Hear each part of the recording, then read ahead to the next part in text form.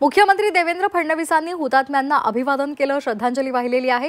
हुतात्मा चौकामध्ये फडणवीसांनी हुतात्म्यांना अभिवादन करत त्यांना श्रद्धांजली अर्पण केलेली आहे। महाराष्ट्र दिनाच्या त्यांनी जनतेला शुभेच्छा सुद्धा दिलेल्या आहेत। आपण दृश्य पाहतोय, मुंबईमध्ये आज हुतात्मा स्मारकावर मुख्यमंत्री देवेंद्र फडणवीस दाखल झालेले होते आणि यावेळी त्यांनी हुतात्म्यांना श्रद्धांजली अर्पण केली।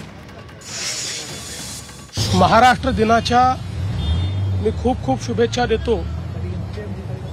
महाराष्ट्र दिन हा याकरता महत्त्वाचा आहे की या भारतातलं सर्वात पुरोगामी आणि प्रगतिशील राज्य म्हणून महाराष्ट्राकडे पाहिलं जातं।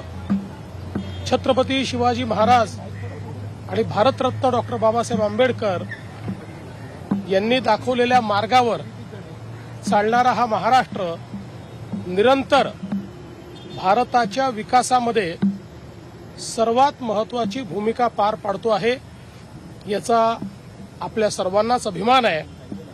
आणि या महाराष्ट्राला असंच सातत्याने पुढे नेत राहायचं हाच आमचा निर्धार आहे। महाराष्ट्र थांबणार नाही हा आमचा निर्धार आहे आणि याच महाराष्ट्राला $1 ट्रिलियन इकॉनॉमी करण्याचा आमचा संकल्प आहे। शेवटच्या माणसापर्यंत विकास पोहोचवून सर्वांना सोबत घेऊन विकसित महाराष्ट्र घडवायचा असा एक निर्धार आणि निश्चय आज या महाराष्ट्र दिनाच्या निमित्ताने आम्ही करतोय।